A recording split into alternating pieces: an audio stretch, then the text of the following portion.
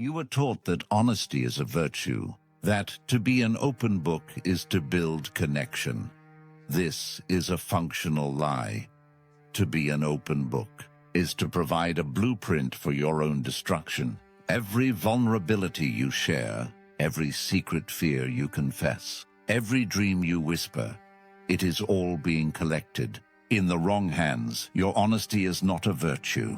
It is a schematic for your manipulation. They study the pages of your life not to understand you, but to script a tragedy in which you are the central victim.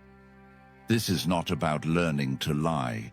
It is about strategic discretion. It is the understanding that in a world of hidden motives and power dynamics, total transparency is a declaration of surrender. This is your guide to reclaiming that power, to learning the unspoken rules of influence, and to building a mental fortress so absolute that no one can ever again use your own mind against you. If you are ready to fortify your mind, affirm this principle in the comments. What they do not know, they cannot control. Part 1. The invisible cage to dismantle a prison. You must first see the bars. Psychological manipulation is never a frontal assault. It is a poison administered slowly, a quiet erosion of your reality played out in the shadows of the mind. The masters of this art operate from a playbook written 5 centuries ago, and you have been a subject of their study without your knowledge. At the dark heart of this influence is a personality construct known as Machiavellianism. The name derives from Niccolo Machiavelli, whose work, The Prince, codified a brutal philosophy. The ends justify the means, regardless of the cost. In modern psychology, it forms one of the dark triad traits, alongside narcissism and psychopathy. Herein lies the danger of the Machiavellian mind. A narcissist demands your admiration. A psychopath acts with impulsive disregard for consequence. But the Machiavellian is the strategist, the patient planner. They perceive other human beings not as peers, but as pieces on a chessboard to be positioned, leveraged, and ultimately sacrificed for their objective. They possess a cynical view of human nature and are willing to play the long game. Their manipulation is not an occasional tactic. It is their core strategy for navigating the world. The psychological damage is precise and devastating. Research confirms a direct correlation between Machiavellianism and severe psychological abuse. It manifests as anxiety, chronic stress, and a state of learned helplessness. You learn to navigate conversations as if they are minefields. Interactions become traps designed to induce confusion. It is an emotional oscillation so exhausting that you begin to question the validity of your own sanity. This is the invisible cage they build around you, and its bars are forged from your self-doubt. They are masters of meta-manipulation, a game where they grant you the illusion of choice while controlling every possible outcome. You believe you are making your own decisions, but every path offered leads to their desired destination. They will frame it as a necessity, for the good of the relationship, for the success of the team. They convince you that your psychological pain is a necessary investment for a future reward they have no intention of providing. They know precisely how to exploit loyalty, affection, and hope. The long-term effects are a systematic dismantling of your self-worth. You develop a fear of trusting anyone. They isolate you from friends and family, any external source of objective reality, until your only point of reference is the very person administering the poison. But here is the truth they cannot afford for you to understand. That cage is not unbreakable. To perceive its existence is the first act of rebellion. The confusion and exhaustion you feel are not evidence of your weakness. They are an alarm, a signal from your own mind that something is profoundly wrong. Today, the pawn learns the mind of the player and prepares to overturn the board. Part 2. The Solution. Your Guide to Mind Control. Resistance. Their methods have been dragged into the light. Now, we analyze the rules of engagement. The objective is not to become the monster, but to become immune to its venom. What follows are 7 principles of defense. These are not theories. They are tactical applications you can deploy immediately. Resistance tactic.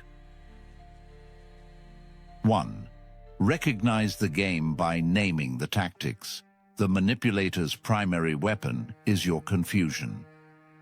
They operate in the fog of ambiguity.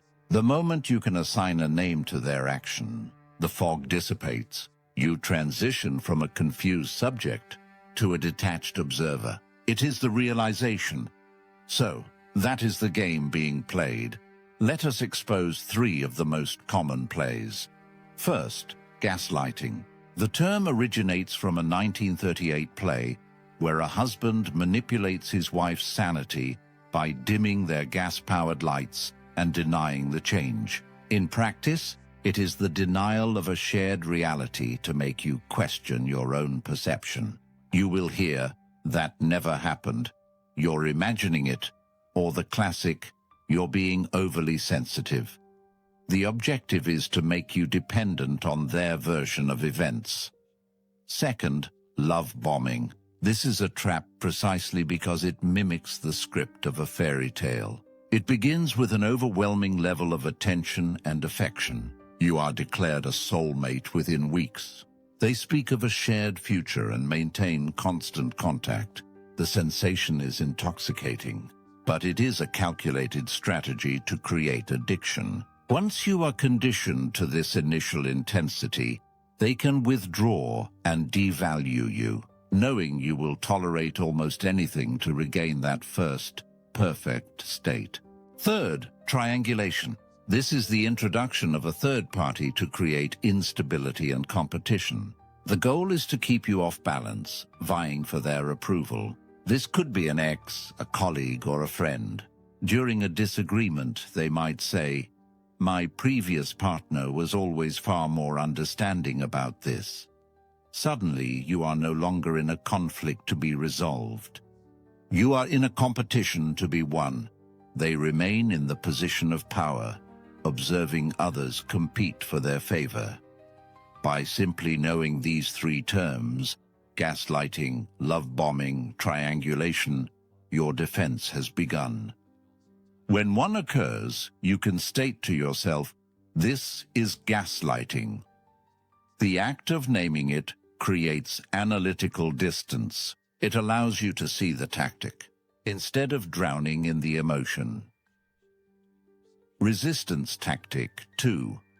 Build your reality. Check network. The manipulator's first principle is isolation, to make their voice your only reality. Your defense, therefore, must be to shatter that isolation by engineering a reality check network. This is a small trusted circle. Select friends, a family member, a therapist. Individuals who knew you before the manipulator's influence and whose loyalty is to your well-being. When an interaction leaves you in a state of confusion and self-doubt, this network is your anchor. This is the protocol. After a disorienting argument where you found yourself apologizing for a boundary you tried to set, contact a trusted member of your network. Do not ask, "Was I wrong?" This framing cedes your authority. Instead, state the facts as you observe them. This is the sequence of events. I stated I felt neglected. The response was to introduce a mistake I made 3 weeks ago. The conversation ended with me apologizing to them. I request an external analysis. Your ally being outside the emotional field provides clarity. That is a deflection. Your initial point was valid, and they ensured it was never addressed. This external validation is the antidote to gaslighting. It is the voice that confirms your perception is not the problem. Guard this network. The manipulator will attempt to sever these connections using phrases like, They don't understand our connection. Recognize this for what it is, an isolation tactic, and defend those relationships. You must also keep a private record, a journal. Document what happened verbatim. When you later doubt your memory, your journal becomes an incorruptible witness. Resistance Tactic 3. Master the I statement to confront a manipulator with an accusation. You are gaslighting me, or you are twisting my words, is a tactical error. You have already lost. You have handed them an opportunity to pivot to the role of the victim. They will focus on the perceived attack, and the original behavior will be ignored.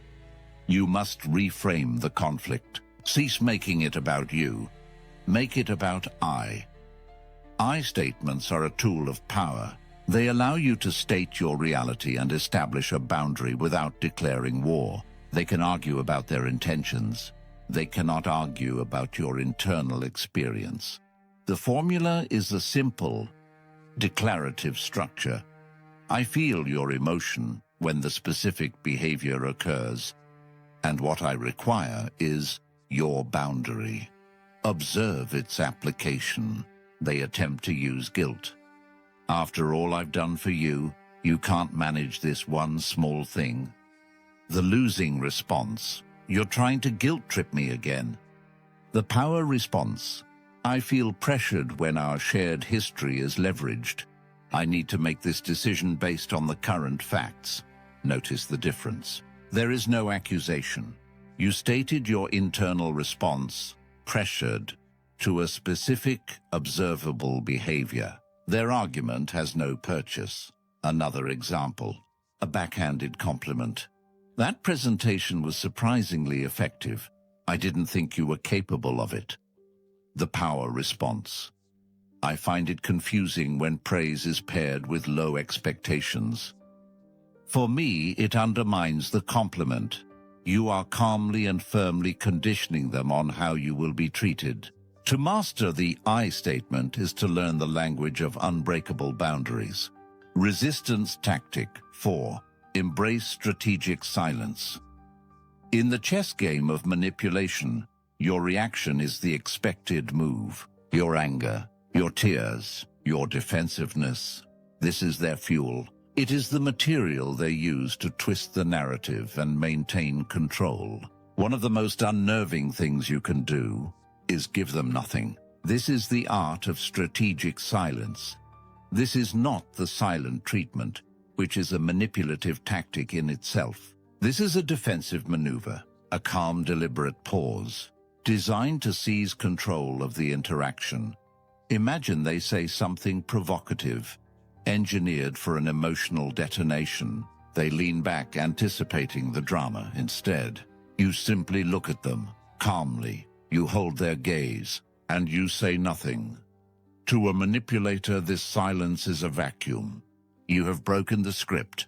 They expected an emotional response, and you provided a void. They are now alone on the stage with their own words. They will become uncomfortable. They may escalate or they may retreat. It was a joke. You need to relax. In either case, you have won. They are now forced to react to your silence. In that pause, you grant yourself the critical space to bypass the adrenal response and allow your rational mind to engage. You starve them of the drama they consume, and you reclaim power by refusing to play their game. Resistance Tactic 5. Fortify your personal values. The manipulator targets good people. They do not admire your kindness or your loyalty. They see these traits as vulnerabilities to be weaponized. The ultimate defense is not to abandon your values, but to fortify them until they are no longer an entry point, but a fortress. A vague value such as, I want to be a helpful person, is easily twisted. A fortified value has defined boundaries. Examine the value of being helpful. Now, fortify it. Your new defined principle is, I am a helpful person, which means I offer support when I possess the capacity and the desire to do so, without sacrificing my own mental state. My assistance is a gift, not an obligation. Now, when a manipulator makes an unreasonable demand and says, "But I thought you valued being helpful," there is no identity crisis. You can calmly state, "I do value being helpful, and in this specific case, I lack the capacity." You are not violating your principle. You are enforcing its defined limits. Apply this process to every value they target. Loyalty becomes, "I am loyal to those who demonstrate respect." Loyalty is revoked in the presence of abuse. Family duty becomes, "I honor my family by fostering healthy dynamics, not by enabling toxic ones." Forgiveness becomes, "I can choose to forgive for my own peace." But forgiveness does not mandate re-entry. Access to my life is a privilege. Codify your values. Define their limits. A manipulator can exploit a vague sense of goodness. They cannot breach a fortified set of personal principles. Your values become your shield. Resistance tactic 6. Observe the pattern, not the play. The manipulator is a master of the single performance. In any isolated incident, their narrative is compelling. Their apology can seem sincere. Their portrayal of victimhood can evoke your sympathy. If you focus on each individual play, you will remain lost in the game. The key is to disregard the single performance and observe the pattern. The truth is never in the apology. It is in the repetition. A single apology can be a sign of health. A pattern of harm, apology, repetition with no behavioral change is the signature of manipulation. The apology is merely a tool to reset the game board so the cycle can repeat. You must adopt the mindset of an analyst. Step back from the emotion of the moment and ask, have I experienced this specific feeling before with this person? What is the frequency? Is there a discernible cycle? An oscillation between charm, conflict, and apology? Regardless of the conflict's origin, who is the one who consistently apologizes? This shifts your perspective from, "Why is this happening to me?" to "What is the observable pattern here?" The pattern is the truth. Once you see the pattern, their apologies lose their power, and their victimhood becomes transparent. You begin to trust the data of your experience over the theater of their words. Resistance tactic 7. Practice the art of the informational diet. The manipulator is an information scavenger. They listen to everything you say, not to understand you, but to catalog your weaknesses, your insecurities, your fears, your ambitions. Every piece of personal data is potential ammunition to be filed away and used against you at a later time. The most powerful long-term defense is to place them on a strict informational diet. The technique is known as the gray rock method. You become uninteresting, unresponsive, an object from which no energy can be extracted. This is how it is executed. They ask a probing question, fishing for a vulnerability. Are you concerned about your performance on that new project? The uninitiated response is to confess your fears. The gray rock response is, "It's a challenge, and I am managing it." Polite, vague, devoid of emotional data. It gives them nothing to catalog. They attempt to bait you. "I'm surprised you would wear that." It's not a flattering choice. The gray rock response is a calm, "I am comfortable." You then redirect the conversation. You deny them the emotional reaction they require. This is not a strategy for a relationship you wish to repair. It is a harm reduction technique for interactions with toxic individuals you cannot immediately excise from your life. Over time, they will grow bored. A parasite cannot feed on a stone. They will move on to find a more pliable target. You are cutting off their supply of ammunition. and securing the perimeter of your inner world.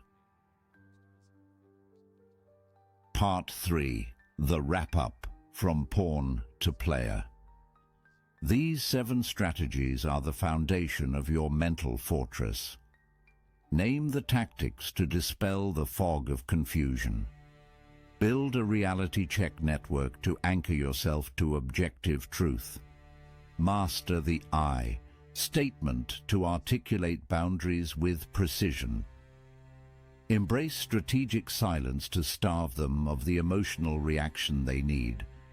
Fortify your values to convert vulnerabilities into shields.